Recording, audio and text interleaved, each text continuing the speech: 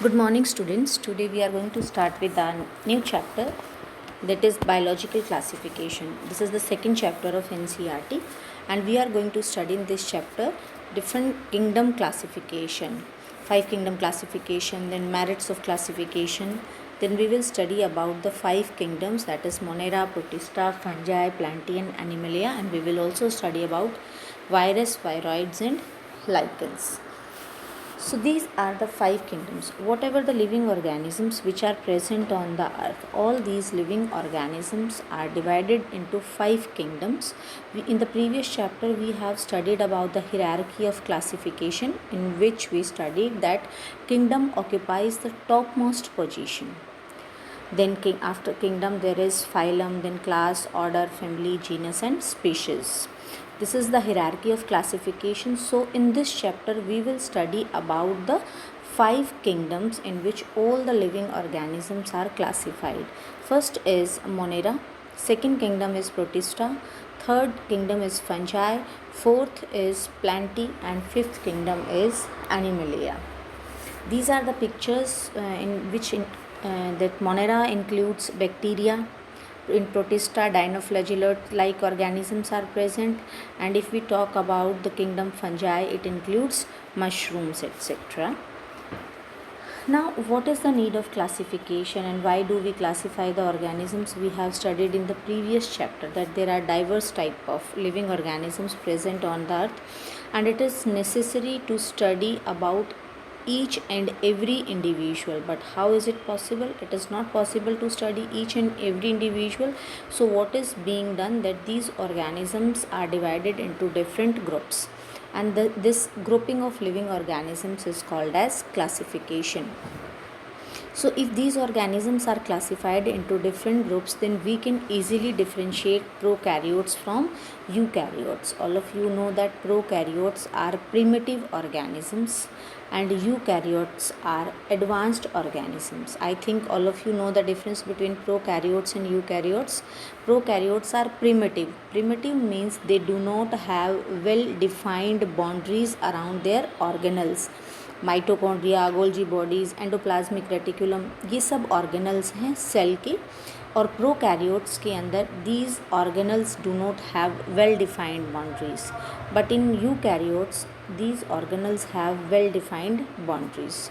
So if we classify the organisms, then prokaryotes are separated from eukaryotes. Then all unicellular eukaryotic organisms are put in one group, and all that prokaryotic organisms are put in another group.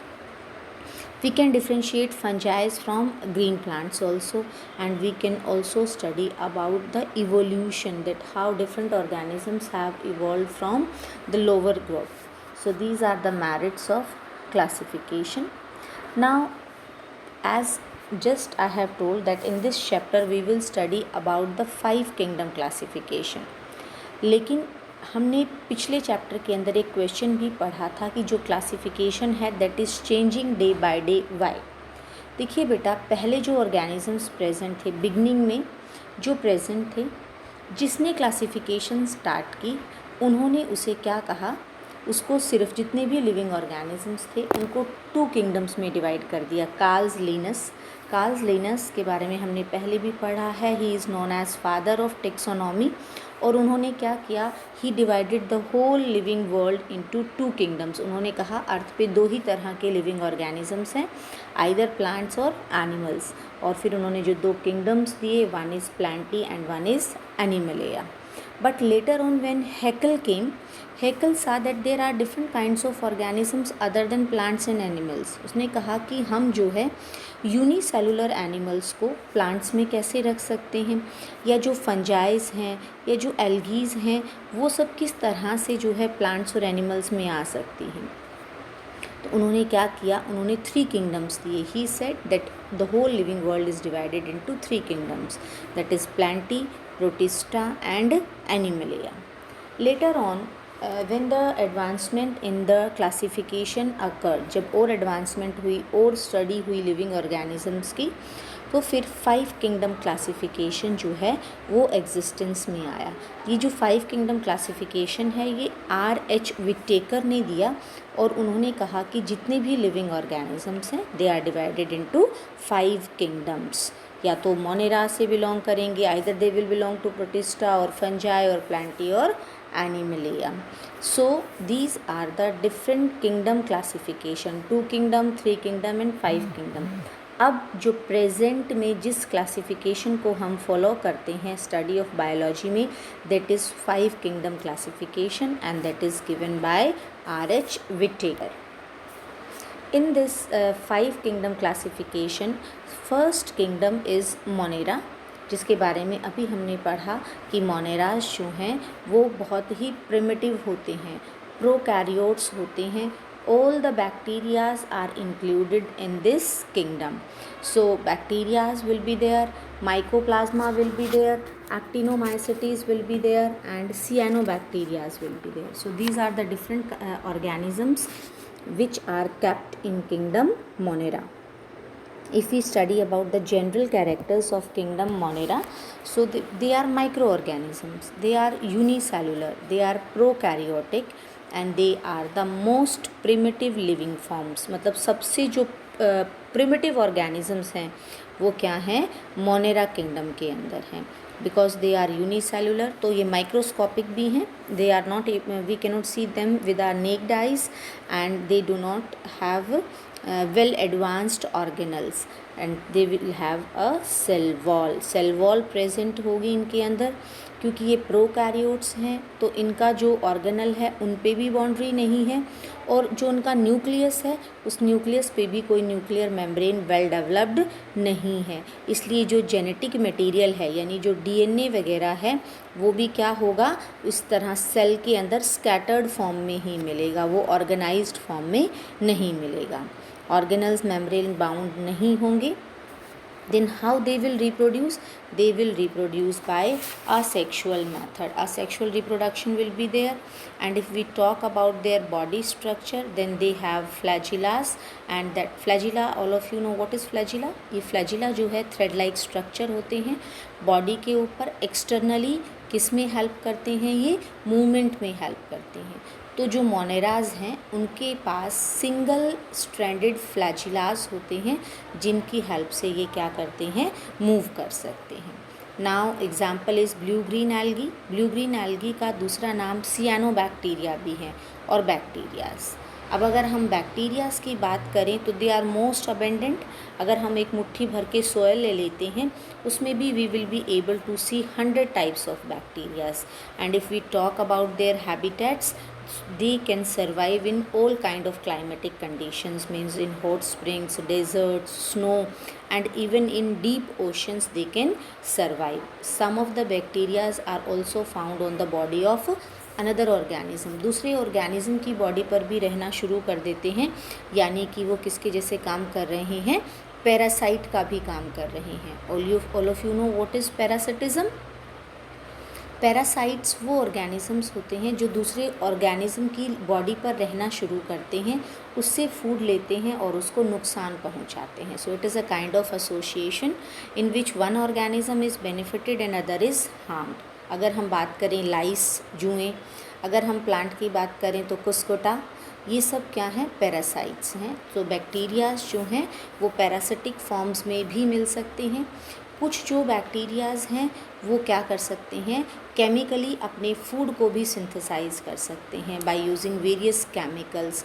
So they are also called as chemosynthetic. Some of the bacterias are chemosynthetic autotrophs and majority of the bacterias are heterotrophs, यानी ज़्यादातर तो they will derive their food from the body of other organism और from the other resources, but some of the bacterias are chemosynthetic autotrophs. Now if we talk about the shape of these bacteria are classified into 4 types depending upon their shape, that is coccus, bacillus, spirillum and vibrio. You are able to see in the picture also coccus, they are spherical round shape जो bacterias हैं उन्हें हम कोकाइज बोलते हैं। If they are rod shaped, they are called as bacillus. If they are coiled or spiraled, then they are called as spirillum. And coma shaped bacteria are called as vibrio bacteria. So these are the various categories of bacteria depending upon their shapes.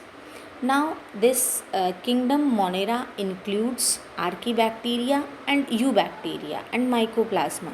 So first of all we will study about archaebacteria. देखिए बेटा, जो ये kingdom Monera है इसमें bacterias हैं. Bacterias को भी 2 types में क्लासीफाई किया गया है, एक आर्कीबैक्टीरिया और यूबैक्टीरिया. में क्या डिफरेंस होगा? प्रिमिटिव हमें पता है, दे आर प्रोकैरियोट्स, ये भी हमें पता है. लेकिन जो आर्कीबैक्टीरिया हैं इनके पास क्या स्पेशलिटी है? That they can live in the harsh habitats, बहुत बुरी कंडीशंस, इन्वायरमेंटल कंडीशंस में, यानी कि extreme salty areas. Extreme salty areas के लिए हम साइंस का जो वर्ड यूज़ करते हैं that is halophiles. Means halophiles are the organisms which can survive in extreme salty areas. So archaebacteria can survive in extreme salty areas. They can also survive in hot springs, गर्म पानी के जो झरने निकलते हैं ज़मीन के अंदर से.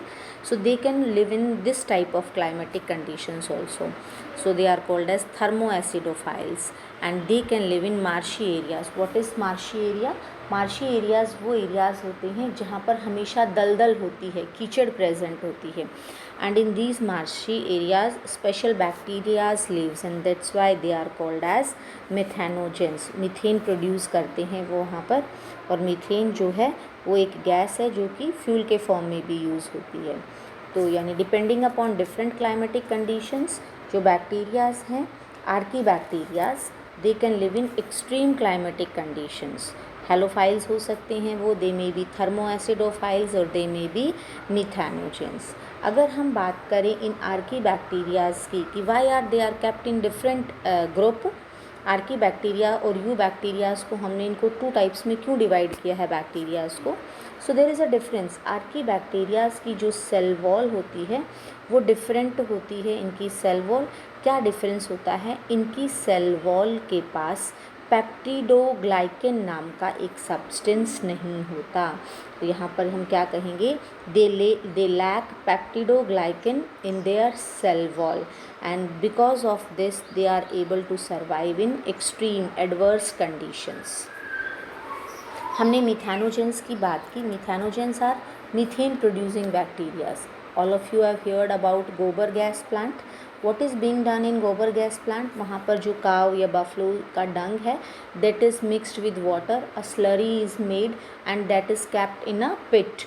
And that is why it is kept in a pit? Because some of the bacteria which are living in the this alimentary canal of ruminants. ruminants क्या होते हैं? ये जो एनिमल्स जो कि कट चीविंग एनिमल्स हैं जो कि अपना खाना जो है वापस ले आते, गाय भैंस वगैरह की बॉडी के अंदर ये बैक्टीरिया जो हैं एलिमेंट्री कैनाल में रहते हैं और जो क्या करेंगे when they remove the waste from their body as dung, the some of the methanogen bacteria also come out with that dung. Then when we put this slurry into the pit, these methanogens convert that into the biogas and this is called as production of biogas from the animal डंग. तो ये जो कुछ bacterias हैं methanogens जो कि इन पशुओं के उसमें एलिमेंट्री कैनाल में उनके गट में रहते हैं और ये क्या प्रोड्यूस करते हैं? इनके डंग से मीथेन गैस प्रोड्यूस करते हैं. So this we have studied about the archaebacteria.